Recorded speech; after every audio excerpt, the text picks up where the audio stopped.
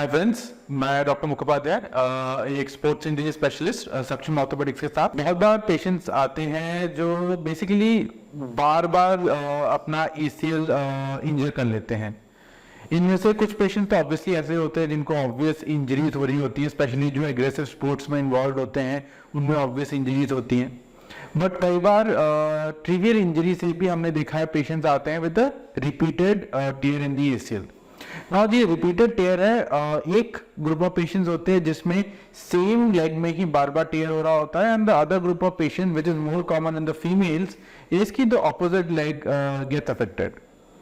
Now एक बार repeat injury होना एक्सप्लेनेबल होता है कि इंजरी हो गई या पैर दोबारा सा ट्विस्ट हो गया या कोई सिग्निफिकेंट डैमेज इंजरी हुई जिससे दोबारा टेयर हुआ।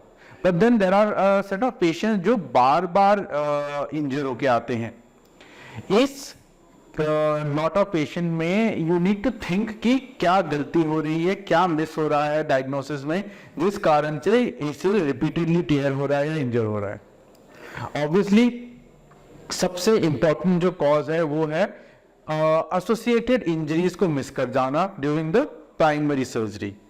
एसोसिएटेड लिगामेंट इंजरीज, साथ में पीसीएल इंजरी भी थी, या मीडियल कोलैटरल लिगामेंट या लैटरल कोलैटरल लिगामेंट की इंजरी थी। कई बार मेनिस्कल टीयर्स मिस हो जाते हैं। मेनिस्कस टीयर अगर साथ में हो तो वो भी एक एडिशनल लोड डालता है रिकंस्ट्रक्टेड एसीएल पे। सर्जिकल टेक्निक सेकेंड हैंड पे is condition is a cause and condition which can cause failure of the ACL surgery. But जो एक बहुत इंपॉर्टेंट रोल प्ले करता है और जो कई बार सर्जन के लेवल पे भी ओवरलुक किया जाता है वो है बोनी अलाइनमेंट।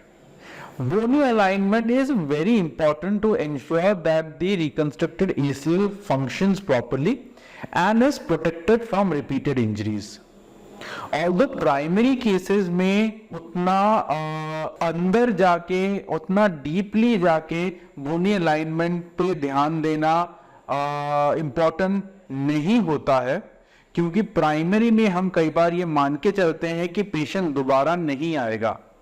बट अगर सेकेंड इंजरी हो रही है या रिपीटेड इंजरी हो रही है, फेल्ड एसीएल सर्जरी है, it becomes very crucial that the bony alignment is looked into. Same अगर आप फर्स्ट टाइम आए हैं बट आपके दोनों साइड में, राइट एंड लेफ्ट दोनों साइड में ही एसीएल इंजरी है, तो इस केस में बहुत जरूरी हो जाता है कि हम बोनी अलाइनमेंट पर ध्यान दें। बोनी अलाइनमेंट में दो तरीके की डिफॉर्मिटीज या मैल अलाइनमेंट्स होती हैं जिस कारण से एसीएल इंजरी दोबारा बार बार हो सकती है, या फिर दोनों पैर साथ साथ में एसीएल इंजरी फेस कर सकता है। फर्स्ट इज अ वैल्गस अलाइनमेंट, जिसमें बेसिकली आपने देखा होगा कि आपका पैर घुटने से बाहर की तरफ या आउटवर्ड डिविएट हो रहा होता है। इस टाइप की डिफॉर्मिटीज में there is an excessive load on the ACL, जिससे दोनों साइड के एसीएल्स एट रिस्क होते हैं, एंड एसीएल रिकंस्ट्रक्शन के बाद रिपीट इंजरी होने का रिस्क भी ज्यादा रहता है। The other is the slope of the leg bone.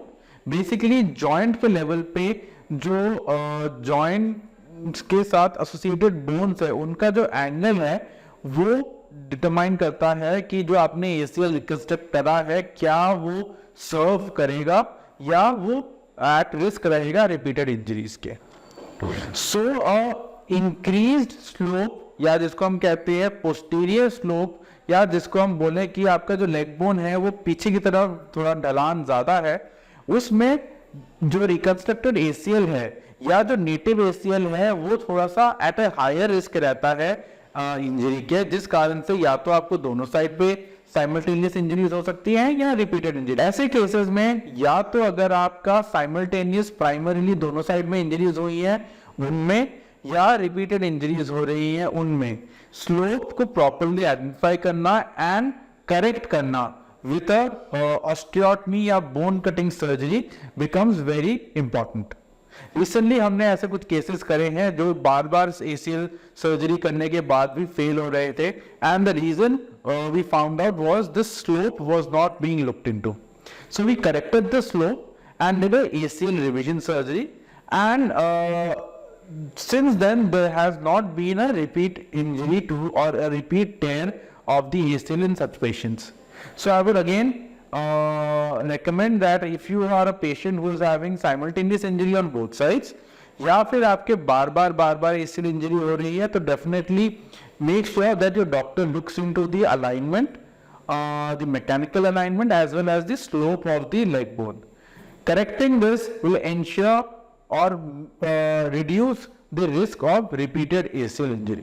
Repeated ACL injuries के बारे में जानने के लिए, revision ACL surgeries के बारे में जानने के लिए अगर आप उत्सुक है या आपको सिमिलर इंजरीज हैं या आपको लगता है कि आपका नी एट रिस्क है for ACL injury, connect with us, share your reports with us, and we'll try and figure out what is the cause in your particular case which is causing your ACL to be at risk.